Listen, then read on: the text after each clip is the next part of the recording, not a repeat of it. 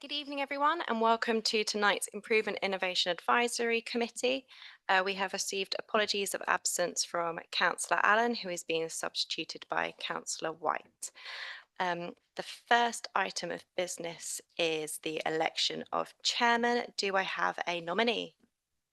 Councillor Horwood? Yeah, I'd like to propose Councillor Jasmine Ferrari. Is that seconded? Councillor Baker, are there any other nominations? Could I have a show of hands, please, for Councillor Ferrari as chairman? Any against? Any abstentions? That is carried. Councillor Ferrari, you are hereby chairman for the municipal year.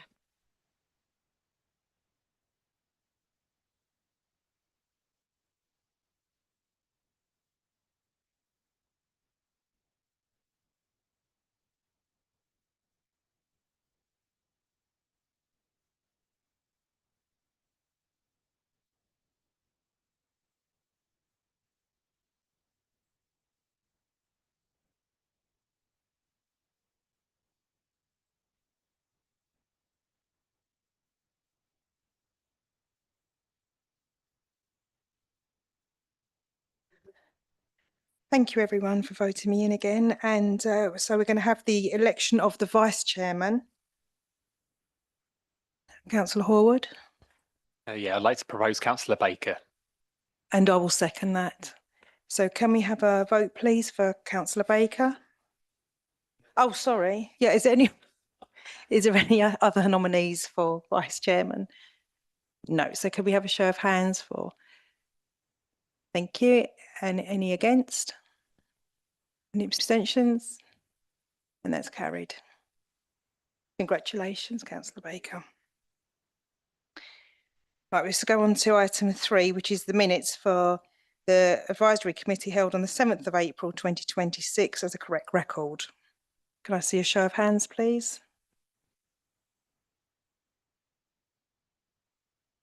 And carried. Thank you. Item number 4, is there any declarations of interest? No. Number 5, actions from previous meeting, and there was 1. This is the actions from the meeting held on the 7th of April 2026. It's for the strategy head of property development and economical to distribute responses to the questions raised in advance for the committee to members. And the status was that email circulated to the members on the 10th of April 2026. And number 6 is the update from the portfolio holder, Councillor Horwood. Yeah, thank you, Chairman. So just a few things first. So I'll start off with the capital projects update. So obviously on the committee agenda paper tonight, we've got the 2 items, the Land East of High Street and the Edenbridge Leisure Centre, so I won't mention those.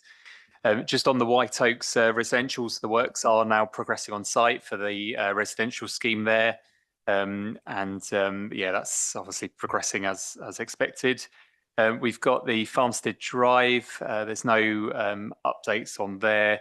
There'll be some leases coming to the next advisory committee in relation to the commercial units there for the committee to consider.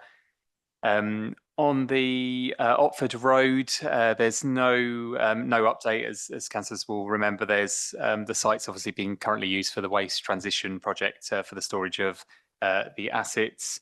With Bevan Place, no updates for that either. We're just in the process of procuring the consultants necessarily to take the scheme forward and obviously review the viability of the scheme. On the economic development, as councillors will remember, Emily did a really great presentation previously on the challenges around economic development, particularly with the ending of the UK Shared Prosperity Funding and the Rural England Prosperity Fund. There's going to be an update when we do our update on the economic development strategy in one of the autumn meetings about the impact of obviously losing access to those 2 pots of funding. In really positive news, and it's on the agenda again in the committee tonight, obviously we had the West Kent Expo in March this year. It was a really, really positive event, but I don't want to steal anyone's thunder in talking about the schemes. I'm just going to sort of leave it there and obviously make comments in a bit. As it doesn't really have a home, I sort of have adopted local government reorganisation as something to adopt members on, because obviously the leader doesn't have a portfolio, or would normally, but this would be the portfolio for the leader. So it's just really to remind councillors that the government decision is still expected before parliamentary recess in the summer. So we are anticipating hearing around the 13th to the 16th of July. And of course, the big word anticipating, there's always the possibility that date may slip for whatever reason. For example, a leadership challenge of a Prime Minister, who knows? Unfortunately, we don't feel that we will get prior notice. So our officers will know, and we will know basically when the press release goes out announcing the government decision. So it will be a big work of our officers, of Lee Banks and his team, to try and summarise if obviously one of the proposals is not as expected, and obviously what that means for us, for our staff, like for the council as a whole, and obviously council services. There is, of course, ongoing work streams amongst all of our officers, amongst counterparts, to progress discussions around, sort of IT, HR, all the key services. So those works are continuing in the background. And obviously, once that July date has happened, then, we'll be in a better position to really accelerate a lot of those discussions and work streams to try and get integration as smooth as possible. We have also hired a programme management officer specifically to help the team with the process of local government reorganisation. And that's the end of my update, Chair. Thank you very much, Councillor Horwood. Are there any questions? Councillor Morgan? Yes, just a couple of simple one, really. The Farmstead Drive, what's the progress on getting someone to take over the shop? And also, we'd had some meetings, I know, with earlier this year about the centre, the community centre and so on, about running that. And I just wonder what the current status is with that. So on the shop, I probably can't say anything. Well, I'll hand over to Detlef to update on that. Thank you, Chairman. Thank you, Councillor. In terms of the shops, we have had quite a bit of interest from various organisations to actually run a convenience store from the particular unit. We received interim bids from over 6 organisations. We are now going through to best and final offers that they will need to submit to us. And the heads of terms for both the shop have been finalised, and in addition to that, the heads of terms for also the community hall have been finalised, and we're waiting for the Tenants and Residents Association to come back to us on their heads of terms. Thank you. Thank you. Councillor Lehman? Thank you. I think Councillor Horwood has grabbed local government reorganisation as part of his responsibility, so congratulations. You mentioned the large number of work streams, which I think we all had a briefing on quite a few months ago now, which naturally are taking up a lot of officer time and resource. 2 questions really. One is, how is the Cabinet monitoring the progress of those work streams? And how does the Cabinet intend to report to members on progress on that front, so that we're all cited and have confidence that things are going in the right direction? Yeah, thanks very much. So just to clarify, so I don't have responsibility for local government reorganisation. That remains the leader's role, but only because the leader doesn't have a committee to give updates on it. I sort of took it upon it myself to give updates as much as I can. I think it would be helpful. At the moment, the leader is overseeing the work streams and the work on that. So it might be something I'll ask him to write to Councillor Lehman about, just to answer that question. Thank you. Any more questions? And then we go on to item 7, referral from Cabinet or Audit Committees, if any. There are none, Chair. Thank you. Right, before we go to any more items, I've had a little bit of a change of the agenda items. So the work plan will become item 10. 11 is land east of High Street, and 12 will be Edenbridge Leisure Centre, just a note. Can I just say that if any of you want to go into any of the gold papers on 11 and 12, that we need to go into closed session. Thank you. Right, item 8 is Invest West Kent Local Growth Plan, and we have Larissa who's going to, thank you. Hello. Yeah, thank you, Chairman. Hello, everyone. The local growth plan was produced with the aims of providing coherent structures for economic development activities across the sub-region, directing activities effectively towards the greatest impact and prudent use of resources. The purpose of the local growth plan is to provide a clear and a coordinated framework for economic development across West Kent, ensuring resources are focused on areas where they can deliver the greatest impact. The plan aims to strengthen West Kent's position as an attractive place for investments and enterprise, support the local businesses to grow, and improve alignment between the partner authorities as we prepare for the local government reorganization. The plan focuses on attracting investment, supporting SME growth and productivity, encouraging entrepreneurship and innovation, and strengthening partnerships working across the sub-region. It also reflects both national and regional priorities, aligning with the UK industrial strategy and the Canada macroeconomic partnerships priorities around innovation, skills, infrastructure, business growth, well-being, and placemaking. The growth plan will form a plan of activities for Invest West Kent to undertake using funds from annual contributions from the 3 partner authorities, together with a reserve from previous activity, which can support priorities, projects, and early delivery work. Future deliveries will also depend on securing external funding and leveraging private sector investments where appropriate. Thank you, Chairman. Thank you. Thank you very much.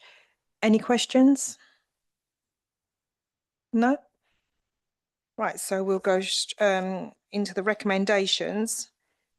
So the recommendation to Improvement Innovation Advisory Committee is to recommend that the committee notes the content of this report and the attached local growth plan and supports the continued development of corroboration economic initiatives through Invest West Kent.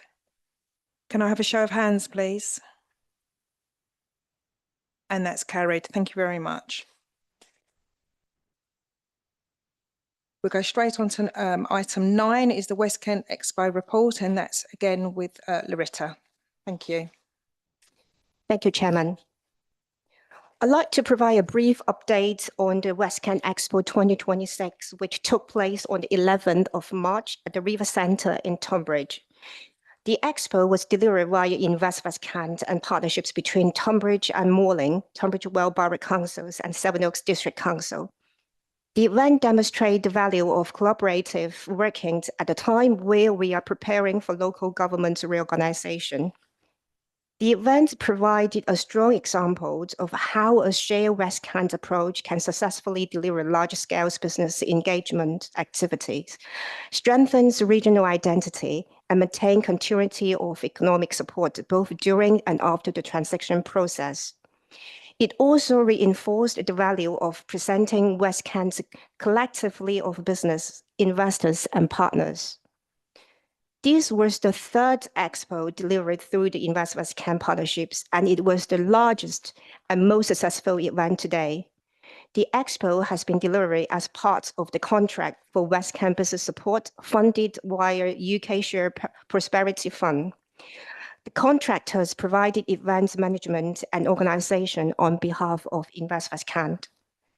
The event attracted over 500 delegates, an increase of more than 32% on the previous year, alongside 62 exhibitors from a wide range of sectors across West Kent and beyond. Workshops attendance was also strong throughout the day, with sessions covering procurement, AI, well-being, and business support attracting consistent good participation. This demonstrated continued demand from business, not only for networking opportunities, but also for practical learning and support. This year's expo introduced several new features to strengthen the experience and profiles of the event. These include a dedicated enterprise hub for startup business, a live media center with streaming throughout the day, and enhanced networking and branding areas across the venue. These additions helped create a more professional, interactive, and establishment event compared with the previous years.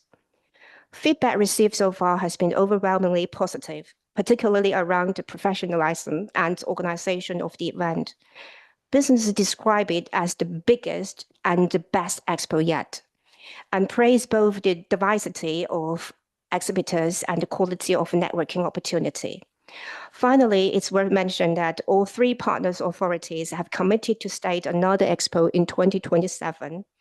The budgets and delivery approach have already been reviewed and discussed, and the planning and procurement work has been commenced.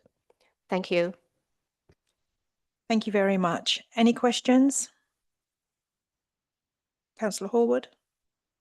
Just really a comment, and just to say, you know, a huge congratulations to Emily and Detlev and the team on running such a successful event. You know, I was delighted to end with a number of other councillors, Councillor Dipel and a number of others who were really impressed. Just exactly as Loretta said, like from everything from the networking between the businesses, which was, you know, a really insightful element to the day. Like sort of, when I hadn't gone to the events before, the first time I went, I sort of had a sort of preconception that this was more about just like one-way broadcasting of like, from the businesses about this is what they do, and people sort of interested. But what was really unique about it was actually seeing the amount of business to business discussions and looking for opportunities, how actually the businesses could support each other with their different roles. Yeah, really positive event. I really endorse the feedback, the vibe and the energy was really amazing as well. So it's a brilliant event. And I think it would be, in the context of local government reorganisation, it would be such a shame if we do not get our West Kent unitary authority, because, when we look at economic development and the really strong economic ties and structures we have in place to support the West Kent economy, it would just be such a disaster to sort of try and split that apart or to try and disaggregate that into other authorities. So, certainly let's hope for that, obviously, in a couple of months' time. But yeah, just really want to say well done on organising such a fantastic event. Right. Thank you, Loretta. That's lovely. Thank you. So the recommendations are A and B on page 29. Can I have a show of hands? And that's carried. Thank you. Right, item 10 is the work plan. So the Improvement and Innovation Advisory Committee Work Plan 2026-27 is Farmstead Drive leases, Economic Development Strategy Monitoring Reports, and UK Shared Prosperity and Rural England Prosperity Fund Final Monitoring Report. Is there anyone else who got anything to add to the work plan? No? Thank you. And the next meeting will be the 29th of September 2026.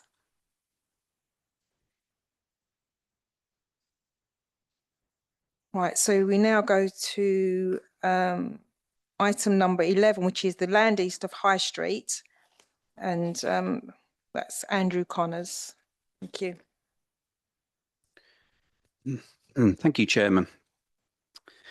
This report represents the culmination of several years of work, including extensive feasibility testing, market engagement, public consultation, professional advice, and a robust procurement process, which has been undertaken in accordance with the Procurement Act 2023.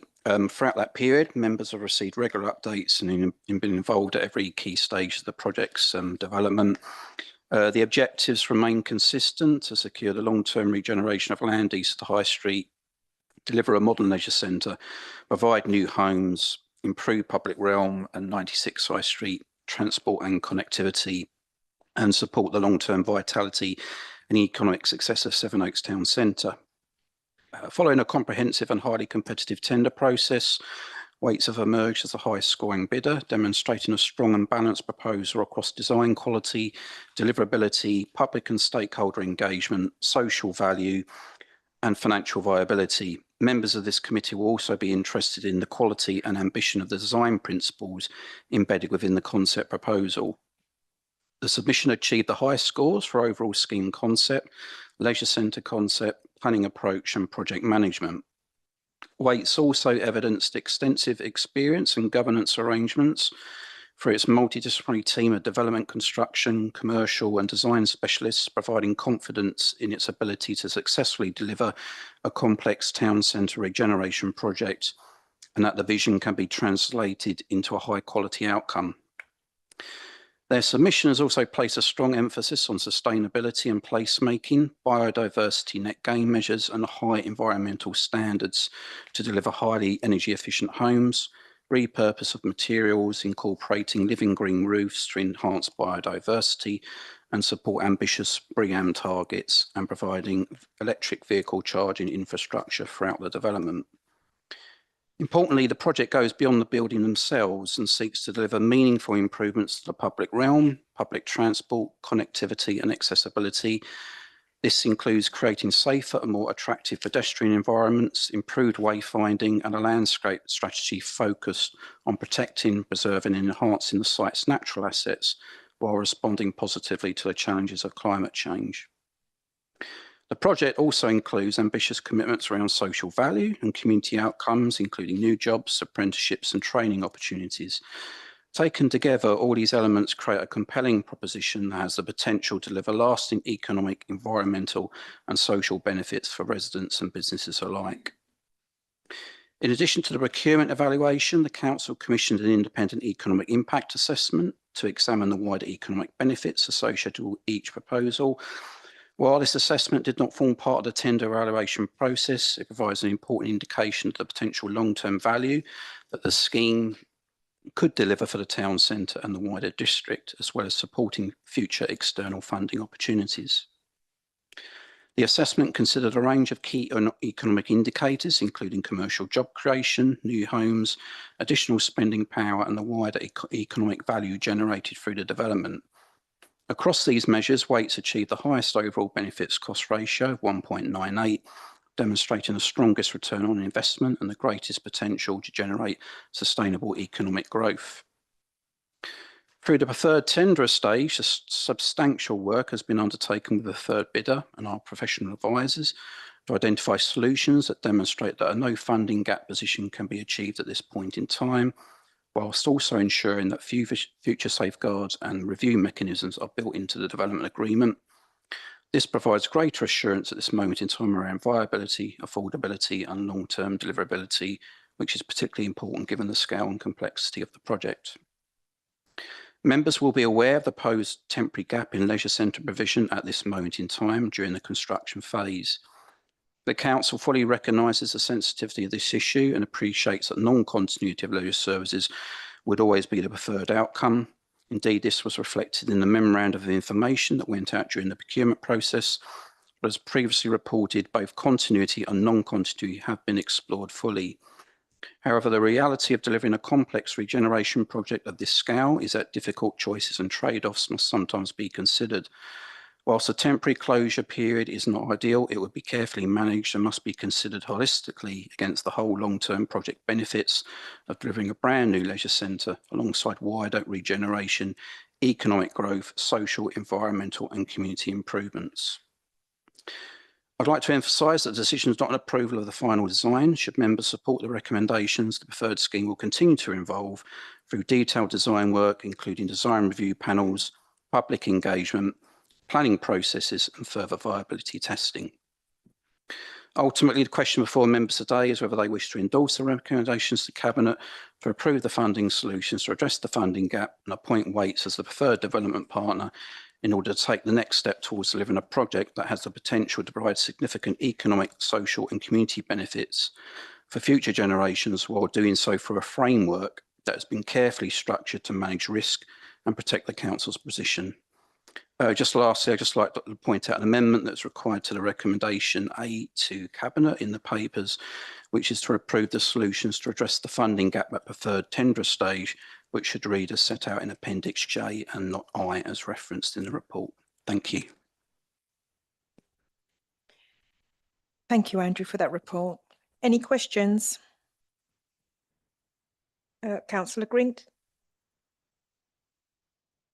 Thank you very much, Madam Chairman. I just wonder if Andrew could elaborate somewhat on the planning application process, which I see from the timetable on page 78.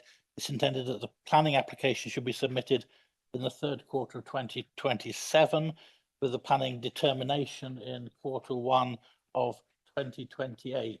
This coincides with the timescale for the creation of the new unitary authority. Will decisions on planning be taken by this authority, or do you expect them to be taken by the new unitary authority? Thank you, Councillor. In terms of the planning process, there will be a planning performance agreement that will be established for this conduct process, which will establish timescales, how both parties will work together during the actual planning application kind of process. And in terms of who would be determined, the application would get submitted by weight, and I fully expect that that would be determined by this local planning authority, not the new unitary.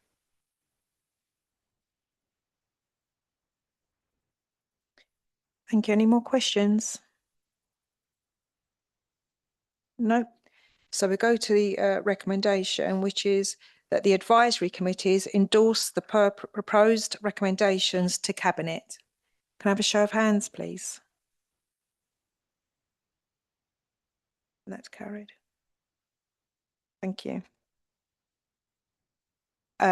Anyone abstained? 2. Thank you.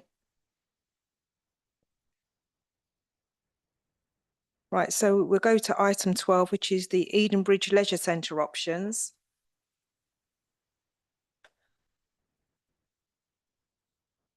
And we're going to have to go into closed session for this one. And I move from the chair that under section 100A(4) of the Local Government Act 1972, the public will be excluded from the meeting when considering agenda item 12 on the grounds that likely disclosure of exempt information is involved as defined by Schedule 12A, paragraph 3.